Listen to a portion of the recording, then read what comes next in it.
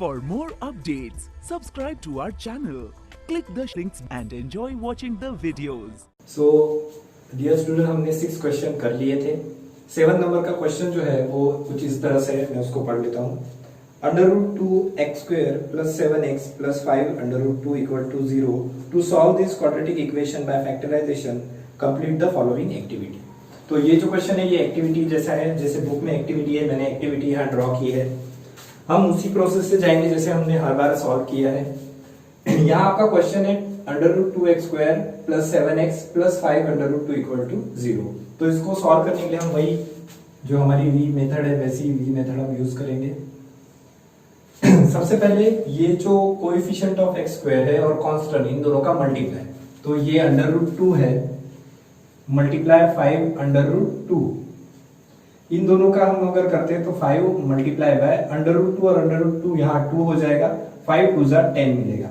यानी मल्टीप्लाई करके आपको जो आंसर लाना है वो 10 लाना है। मिडिल टर्म देखते हैं, तो मिडिल टर्म यहाँ है 7।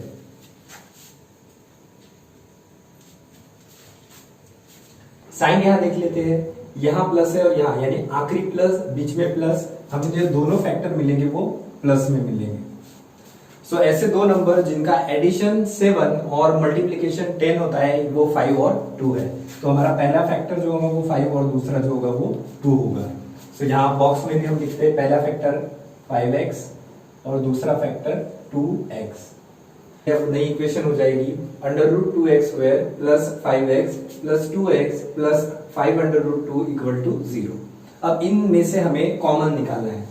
तो ये पहला वाला है, इसमें से देखिए सिर्फ और सिर्फ x कॉमन निकल रहा है, तो ये x यहाँ कॉमन निकल गया।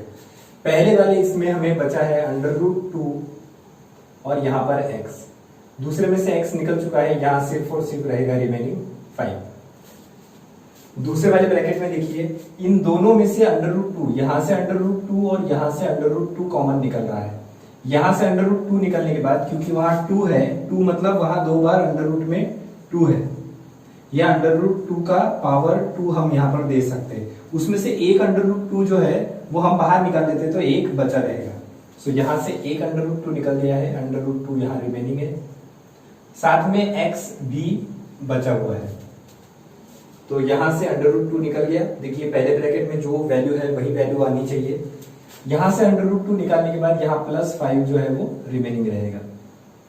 दोनों ब्रैकेट आइडेंटिकल आ गए, इसको कॉमन ले लेते हैं, √2x + 5 और यहाँ पर x + √2 ये रिमेनिंग रह गया था। या तो ये ब्रैकेट 0 के बराबर या ये ब्रैकेट 0 के बराबर, तो √2x + 5 = 0 या x + √2 = 0। दोनों को सिंप्लीफाई करते हैं। यहाँ x की वैल्यू निकालने के लिए सबसे पहले 5 उधर से हट जाएगा, तो यहाँ एक स्टेप हम ऐड कर देते हैं यहाँ बॉक्स वाली स्टेप के पहले, कि x √2x = पहले 5 जाएगा तो -5 होगा, और फिर फाइनल स्टेप में आपका आंसर आएगा -5/√2। तो ये वैल्यू जो है वो बॉक्स के अंदर है। आप ये स्टेप ऐड भी कर सकते हो, या फिर आप रफ में सॉल्व करके डायरेक्टली यहाँ पर सिर्फ x दिया हुआ था तो आप x = -5/√2 लिख सकते हो। यहाँ पर x की वैल्यू √2 को ट्रांसफर करने के बाद -√2 आई है। दोनों की दोनों वैल्यू आ गई है, या तो इसका आंसर 5/√2 या फिर -√2, ये दोनों हो सकता है। तो फाइनल आंसर लिखेंगे therefore -5/√2 and -√2 are roots of the given quadratic equation. तो आपकी एक्टिविटी कुछ इस तरह से थी, और उसको सॉल्व करने के बाद हमारे पास यहाँ 2 वैल्यूज उसकी मिल गई है। लेते हैं अगला क्वेश्चन नंबर 8। आप इसका स्क्रीनशॉट अगर लेना चाहो तो स्क्रीनशॉट ले सकते हो। सो डियर स्टूडेंट, 8, 9 और 10 कुछ क्वेश्चन इस तरह से दिए हुए हैं आपके बुक में। सबसे पहले हम क्वेश्चन नंबर 8 लेंगे जो स्टार के साथ है, यानी कि थोड़ा इंपॉर्टेंट है, क्योंकि इसमें मिडिल टर्म जो है वो 2√6 अंडर के साथ आई है। तो इसको किस तरह से स्प्लिट करना है, यानी 2 हिस्सों में तोड़ना है, वो हम यहाँ देखेंगे। तो सबसे पहले स्टैंडर्ड फॉर्म में सॉल्यूशन लिखते समय इसको लिख के दिखाना है, 3x² - 2 √6x + 2 = 0। अब हम 2 × 6 = 24 × 2 = 24 अब हम क्या हमें लेके आना है वो देख लेते हैं। सबसे पहले इन दोनों का मल्टीप्लाई कीजिए, 3 2 जा 6, और जो मिडिल टर्म है वो हमारी है -2√6 हमें लेके आना है। तो ऐसा मल्टीप्लायर हमें ढूंढना पड़ेगा जो मल्टीप्लाई √6 दे और एडिशन -2√6 दे। साइन देख लेते हैं, आखिरी प्लस बीच में माइनस, दोनों साइन माइनस माइनस। जब आप ये कंटिन्यू बोलते जाओगे तो आपके हैबिट में आ जाएगा कि आखिरी प्लस बीच में माइनस माइनस माइनस, आखिरी प्लस बीच में प्लस प्लस प्लस। तो ये आपको आदत हो जाएगी कि यहाँ आपको साइन कौन से लेने हैं फैक्टर के। सो यहाँ पर आपको 6 और 2√6 लेके आना है। √6 और √6 इनका अगर 2 बार मल्टीप्लाई करते तो एक बार 6 हो सकता है, यानी कि इनका मल्टीप्लीकेशन ऊपर वाला नंबर दे रहा है और इन्हीं को ऐड करते, √6 और √6 इनका एडिशन लेते तो इनके सामने नहीं यानी 1 होता है। यहाँ रूट जो है इस वक्त x के तरह हम समझते हैं कि ये x का काम कर रहा है, तो इसके सामने 1 है, इसके सामने नहीं यानी 1 है। इन दोनों को ऐड करने पर आपको मिलेगा 2√6। तो हमारे फैक्टर होंगे √6 और √6। तो ये मेन स्टेप है कि आपको उसके फैक्टर किस तरह से लेने हैं। तो यहाँ पर आपके फैक्टर जो हो गए वो √6 और √6 हो गए। इन दोनों को मल्टीप्लाई करते हैं तो 6 आता है और इन दोनों को ऐड करते हैं तो -2√6 आता है। सो हम यहाँ पे लिख लेते हैं, देयरफॉर हमारा पहला जो फैक्टर है वो 3x² -√6x -√6x + 2 = 0। अब हमको कॉमन निकालना है इन दोनों टर्म में से। देयरफॉर यहां देखिए इस पहले फैक्टर में यहां 3 है नंबर और यहां √6 है। 3 को हम लिख सकते हैं √3 और इसको हम लिख सकते हैं, सबसे पहले आपने पुरानी क्लासेस में देखा है 3 × 2, 3 2 जा 6 हो सकता है। इसको फिर से तोड़ने पर हमें मिलेगा √3 और √2। तो अब हम अगर जोड़ी में से निकालना चाहे तो हम √3 दोनों में से निकाल सकते हैं। तो हम पहले √3 कॉमन निकालते हैं। इन दोनों में से √3 कॉमन निकल गया है, साथ में दोनों के पास x भी है तो हम x भी कॉमन लेते हैं। तो किस तरह से 3 था, इस 3 को मैंने √3 में लिख के दिखाया। ये 6 था, 6 को मैंने √3 और 2 में लिख के दिखाया, फिर इनके 2 मल्टीप्लायर लिख के दिखाए। अब इसमें से √3 कॉमन ले सकते हैं, क्या क्या बचा है वो लिख लेते हैं। पहले प्लेस पे एक x और √3 बचा हुआ है। दूसरे प्लेस पे x निकल चुका है, √3 निकलने के बाद √2 यानी -√2 अभी भी वहां पर वैलिड बचा हुआ है। तो इस तरह से हमने वहां पर कॉमन लिया है। अगर आपको नहीं समझ में आए तो एक बार फिर से आप वीडियो रिवाइंड करके देख सकते हैं कि मैंने किस तरह से इसको सॉल्व किया है। यहाँ पर भी हम देखते हैं क्या निकलने वाला है। तो दोनों में देखिए, फिर से हम दोनों को नीचे लेते हैं। ये है √6 और ये है 2। ये दोनों नंबर में से हमको कॉमन निकालना है। √6 के टुकड़े होते हैं √3 और √2 और इसके √2 एंड √2। दोनों में से √2 जो है ये वाला नंबर, ये हम कॉमन ले सकते हैं।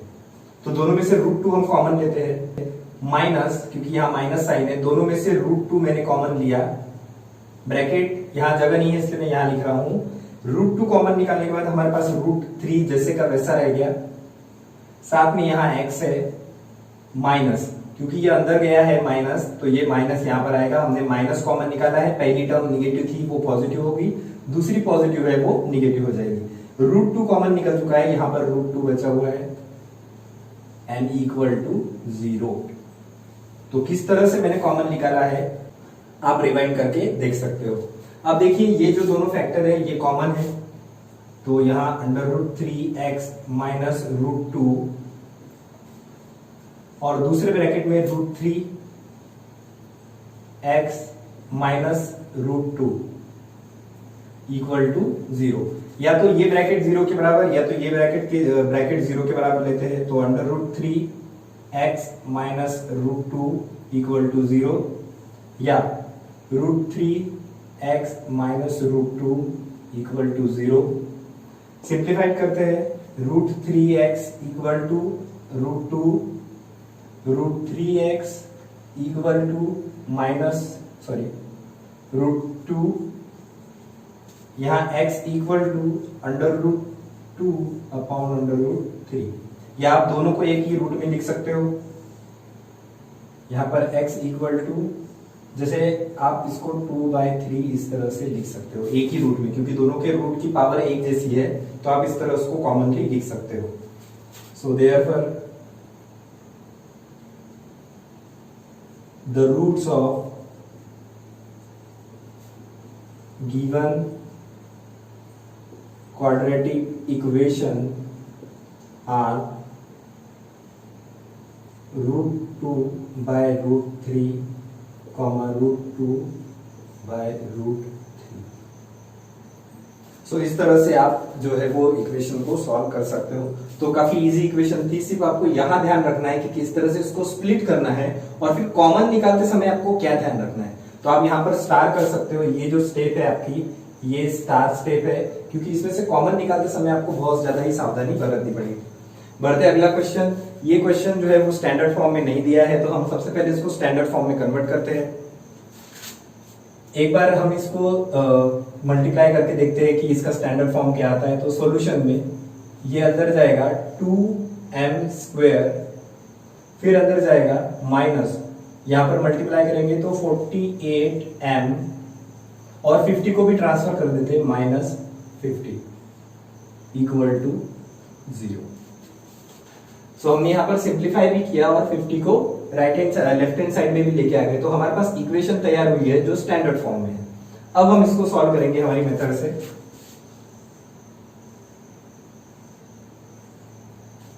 सो यहां पर हम मल्टीप्लाई करेंगे कोएफिशिएंट ऑफ एक्स, मतलब फर्स्ट टर्म का और कांस्टेंट का, तो इन दोनों का मल्टीप्लाई यहां पर आ रहा है -100, और मिडल टर्म जो है वो हमारी -48 है।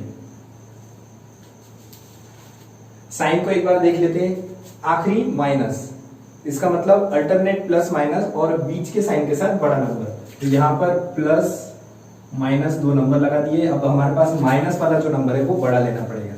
सो ऐसे दो नंबर जिनका मल्टीप्लीकेशन 50 और एडिशन 48 हो, ऐसे दो ही नंबर है, और वो है 50 × 2। अगर हम यहाँ पर 50 लेते हैं, क्योंकि हमें निगेटिव नंबर में आंसर चाहिए, इसलिए हम 50 को बड़ा लेते हैं और यहाँ पर 2 लेते हैं। 50 × 2 करेंगे तो 100 आएगा, और 50 में से 2 माइनस करेंगे तो -48 आएगा। सो इन्हीं नंबर्स को हम यहाँ पर लेते हैं। देयरफॉर 2m², इसके अब हमने 2 टुकड़े कर दिए हैं, plus 2m -50m -50 equal to 0। दोनों में से कॉमन लेने के लिए अंडरलाइन करते हैं। यहां देखिए दोनों में से 2m कॉमन निकल रहा है, तो 2m कॉमन निकाला। यहां पर m +1 ये रिमेनिंग रह गया है। इन दोनों में से 50 कॉमन निकल रहा है, साथ में माइनस साइन, यानी -50 यहां से कॉमन निकल रहा है। पहले इसमें -50 निकल गया, m बचा है। क्योंकि माइनस कॉमन आया है तो साइन चेंज होंगे, यहां पर +1 इक्वल टू 0 आएगा। देखिए दोनों ब्रैकेट जो है वो आइडेंटिकल आ गए हैं। अब आइडेंटिकल ब्रैकेट को हम कॉमन लेंगे, m +1, यहां से 2m बचा हुआ है, और यहां पर -50 इक्वल टू 0। सिंप्लीफिकेशन के लिए दोनों ब्रैकेट को 0 के बराबर इक्वेट करते हैं, यानी m +1 equal to 0 and 2m -50 equal to 0। Simplification करेंगे, m इक्वल टू -1, यहां पर सिंप्लीफाई करेंगे तो 2m equal to 50, then m equal to 25। So यहां पर इस तरह से दो वैल्यू आई है। Therefore the roots of given quadratic equation are -1, 25, -1 and 25। सो इस तरह से ये इक्वेशन सॉल्व करने के बाद -1 और 25 ये आंसर आता है। आप इसका स्क्रीनशॉट ले सकते हो। तब उसके पहले हम क्वेश्चन नंबर 10 लेते हैं, फिर आप ये तीनों क्वेश्चन जो है उसका एक साथ स्क्रीनशॉट ले सकते हो। सो अगला क्वेश्चन है 25m² इक्वल टू 9। सो यहाँ पर देखिए कॉमन निकालने के लिए नहीं दिख रहा है ना, यहाँ पर हमारा जो स्टैंडर्ड फॉर्म है वो दिख रहा है जब हम उसको ट्रांसफर करेंगे, लेकिन ये फॉर्मूला वाला फॉर्म में कन्वर्ट हो रहा है। तो किस तरह से कन्वर्ट होगा देखिए सॉल्यूशन में। 25m² minus 9 equal to 0। अब यहाँ पर ये ना स्टैंडर्ड फॉर्म में है, ना ही इनमें से कॉमन वाला निकल रहा है, लेकिन हाँ फॉर्मूला लग रहा है a² माइनस b² में ये कन्वर्ट हो सकता है। तो सबसे पहले हम वहां कन्वर्ट करेंगे। पहली जो स्टेप है इसमें m तो स्क्वायर के फॉर्म में, लेकिन 25 स्क्वायर के फॉर्म में नहीं है, इसलिए हम 5m और इसका होल स्क्वायर करेंगे। जब स्क्वायर अप्लाई करेंगे तो ये 25 और ये m का स्क्वायर हो जाएगा। 9 भी वहां स्क्वायर के फॉर्म में नहीं है, हम 9 को स्क्वायर के फॉर्म में कन्वर्ट करते हैं, 3 का होल स्क्वायर। अब ये स्क्वायर के फॉर्म में कन्वर्ट हो चुके हैं। हम यहाँ पर पहले उसको एक्सपांड करते हैं और यहाँ हम साइड में दिखाते हैं कि हमने वहां क्या किया है। तो हमने यहाँ पर फॉर्मूला लगाया है a² माइनस b² और अब इसके फैक्टर होंगे a plus B, a minus B. तो यहाँ पर फैक्टर निकालते हैं इन दोनों का। पहले ब्रैकेट में 5m प्लस 3 और 5m माइनस 3 इक्वल टू 0। तो ये क्वेश्चन में काफी इजी था, बस यहाँ पर आपको फॉर्मूला वहां लगाना था। Therefore 5m plus 3 equal to 0, दूसरे इसमें 5m माइनस 3 इक्वल टू 0। इसको सिंप्लीफाई करते हैं। Therefore 5m equal to minus 3, m equal to minus 3 upon 5। दूसरी तरफ 5m equal to 3, m equal to 3 upon 5। तो यहां पर हम लिखेंगे therefore the roots of given quadratic equation are -3/5 and 3/5। तो इस तरह से आप इन क्वेश्चंस को इजीली सॉल्व कर सकते हो। बस आपको स्टैंडर्ड फॉर्म में क्या करना है, स्टैंडर्ड फॉर्म में आपको इस तरह की मेथड लगानी है। जब स्टैंडर्ड फॉर्म अप्लाई ना हो और वेरिएबल कॉमन निकाल सकते हैं तो कॉमन निकालिए, और अगर वेरिएबल कॉमन नहीं निकलता है तो तीसरी हमारी स्टेप होती है इस तरह से, हम फॉर्मूला लगा के उसको सॉल्व कर सकते हैं। आप इन तीनों क्वेश्चन का स्क्रीनशॉट ले सकते हैं। उसके बाद हम लास्ट 2 क्वेश्चन बचे हैं 11th और 12th बोल देते हैं।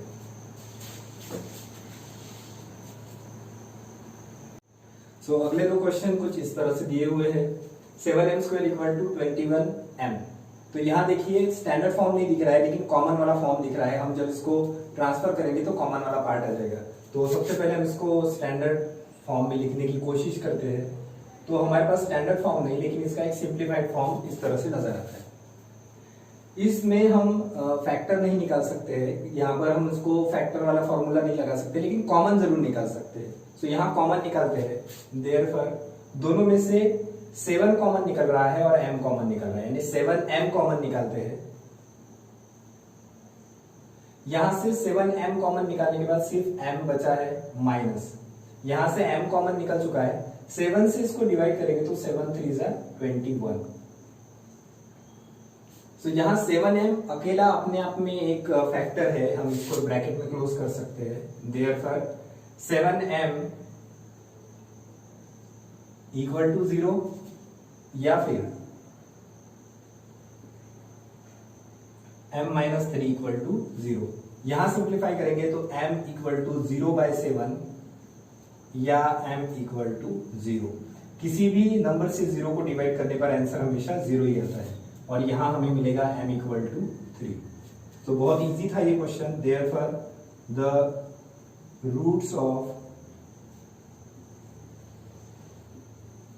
given quadratic equation